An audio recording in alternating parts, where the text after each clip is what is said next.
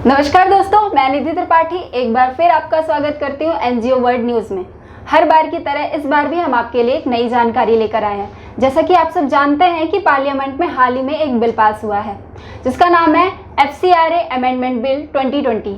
उसी के बारे में चर्चा करने के लिए आज हमारे साथ हैं एनजीओ गुरु के founder CA Rajesh Verma sir. तो आइए हम उनसे जानते हैं कि FCRA अमेंडमेंट बिल में क्या क्या चेंजेस हुए हैं, क्या क्या मेजर चेंजेस हैं और उनका इम्पैक्ट एनजीओज पर क्या होगा। तो इसी के साथ हम सर का स्वागत करते हैं अपने चैनल में। फ्रेंड्स नमस्कारम, हरे कृष्णा। अभी निधि बता रही थी कि FCRA amendment bill 2020 has been passed और ये हो गया है अब FCRA अमेंडमेंट एक्ट 2020। फ्रेंड्स काफ़ी इम्पोर्टेंट चेंजेज आई है इसमें और इसीलिए इनका इम्पैक्ट भी उतना ही इम्पोर्टेंट और इतना ही मजबूत होने वाला है एनजीओज के ऊपर। वो लोग जो लोग गलत कर रहे थे उनके ऊपर शिकंजा कसा है, लेकिन उनके ऊपर शिकंजा कसने के साथ साथ जो ऑनेस्ट एनजीओज हैं, जो सही कार्य कर रहे हैं, उनको भी इस प्रोसेस से गुजरना पड़ेगा। उनके लिए भी ये प्रोविजन सारी आ गई है। बात करते हैं क्विकली जो अमेंडमेंट्स आई है। अमेंडमेंट नंबर 1, नो सबलेटिंग, यानी जो FCRA रजिस्टर्ड या प्रायर परमिशन वाले एनजीओ है जिनको फॉरेन कंट्रीब्यूशन, फॉरेन फंड्स मिलता है, वो अपने फंड्स को अब किसी और एनजीओ को, किसी भी एनजीओ को, चाहे वो रजिस्टर्ड है या रजिस्टर्ड नहीं है, उनको अब FCRA का फंड ट्रांसफ़र नहीं कर सकते। कंप्लीटली बैन हो गया ये।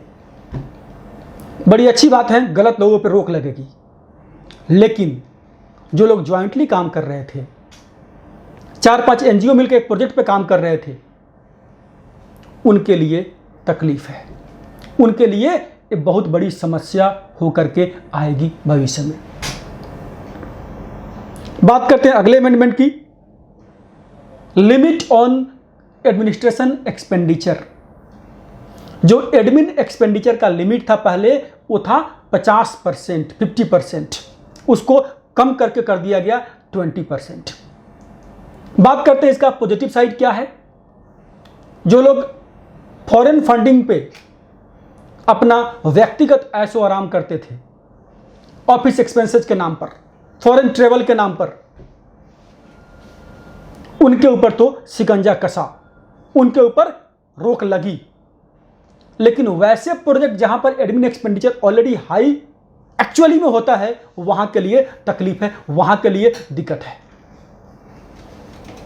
बात करते हैं तीसरे काफी महत्वपूर्ण अमेंडमेंट की, suspension in case of contravention. कि अगर मिनिस्ट्री ऑफ होम अफेयर्स को थोड़ी सी भी, तनिक भी संदेह होता है कि आप किसी गलत कार्य में लिप्त हैं या आपकी संस्था जो है कंट्रावेंशन कर रही है, उस केस में MHA के पास अब पावर है कि वो आपके रजिस्ट्रेशन को सस्पेंड कर सकती है।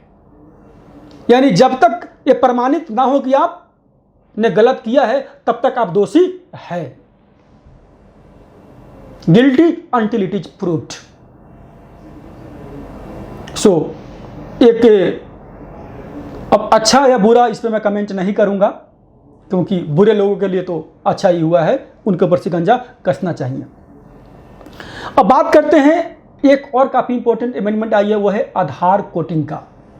यानी अगर आप FCRA में रजिस्ट्रेशन कराने जाते हैं या चाहे प्रायर परमिशन के लिए जाते हैं या रिन्यूअल के लिए जाते हैं, आपको अपना जो बोर्ड मेंबर्स हैं, जो डायरेक्टर्स हैं, जो ऑफिस बिल्डर्स हैं, चीफ फंक्शनरीज हैं, उन सबका आधार नंबर देना पड़ेगा। या फॉरेनर है तो उनका पासपोर्ट या OCI कार्ड आपको सबमिट करना पड़ेगा। तो एक खास करके उन ऑर्गेनाइजेशंस के लिए जिनका रिन्यूअल ड्यू है अभी, और आधार कार्ड में कोई करेक्शन होना है तो जल्दी करा लीजिए, क्योंकि आपके लिए समस्या हो सकती है। आगे बात करते हैं, एक और काफ़ी इंपॉर्टेंट अमेंडमेंट आई है, ड्यूरेशन ऑफ सस्पेंशन।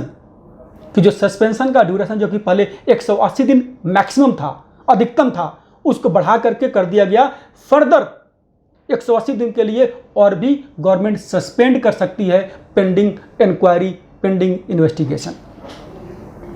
बात करते हैं एक और काफ़ी इंपॉर्टेंट अमेंडमेंट की, जो एक नई चीज इसमें आई है, voluntary surrender of FCRA certificate, कि जो FCRA रजिस्टर्ड ऑर्गेनाइजेशंस हैं जिनको आगे FCRA की रिक्वायरमेंट नहीं है, उनके पास एक ऑप्शन है कि वो अपना FCRA सर्टिफिकेट रजिस्ट्रेशन जो है सरेंडर कर सकते हैं। लेकिन इसके पहले, सरेंडर अलाउ करने से पहले MHA चेक करेगी कि आपने कोई कंट्रावेंशन तो नहीं किया है, और अगर आपने फॉरेन कंट्रीब्यूशन फंड से कोई एसेट क्रिएट किया है, that asset will now vest to the competent authority formed constituted by MHA। यानी गृह मंत्रालय के द्वारा बनाई गई कमिटी को आपका सारा जो एसेट्स है जो आपने फॉरेन फंडिंग से क्रिएट किया है वो ट्रांसफर हो जाएगा। एक्सेप्ट बैक, सावधान। नेक्स्ट बात करते हैं, काफ़ी बहुत ही इंपॉर्टेंट अमेंडमेंट आई है एक, वो है FCRA बैंक अकाउंट के रिगार्डिंग, कि पहले किसी भी CBC ब्रांचेज जो कि PFMA से लिंक्ड हुआ करता था वहां पर आप अकाउंट ओपन कर सकते थे, लेकिन अब आपको FCRA के अकाउंट सिर्फ स्टेट बैंक ऑफ इंडिया के साथ ही खोलना पड़ेगा, वो भी उन्हीं ब्रांच में जिसको डेजिग्नेट करेगी MHA, और सिर्फ ये अकाउंट अब कहाँ खुलेगा, ओनली एंड ओनली दिल्ली में, राजधानी में ही खुलेगा। यानी ऑल ओवर इंडिया कहीं भी आपकी NGO हो, कोई मतलब नहीं है, आपको FCRA का अकाउंट कहाँ खोलना है, इन दिल्ली में ही खोल सकते हैं FCRA का अकाउंट। लेकिन जो यूटिलाइजेशन का अकाउंट है वो पूरे इंडिया में आप कहीं भी खोल सकते हैं, किसी बैंक में खोल सकते हैं, कोई दिक्कत नहीं है, लेकिन मेन ब्रांच से कम्युनिकेट करना वो भी स्टेट बैंक ऑफ इंडिया, कितना मुश्किल कितना आसान आप सब जानते हैं। एक और बात है, FCRA रिन्यूअल के पहले इंक्वायरी होगी। अब जो लोग FCRA कंप्लायंट ऑर्गेनाइजेशन है, वो सारी चीज़ों को अच्छे से पालन करते थे, हर नियम कायदे को, उनके लिए बड़ा ही आसान था। लाइक मॉर्निंग वॉक पे जा रहे हैं आपने अप्लाई किया, आपका रिन्यूअल हो जाएगा।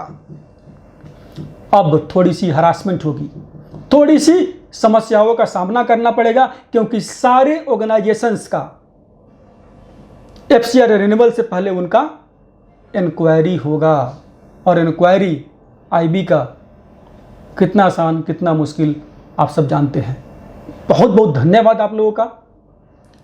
आई थिंक कि मैंने आपके सारे क्वेरीज को सोल्व किया होगा। अगर फिर भी कुछ समस्या है, कुछ क्वेरी है, तो आप मुझसे संपर्क कर सकते हैं 9910401351। बहुत बहुत धन्यवाद आप लोगों का, धन्यवाद।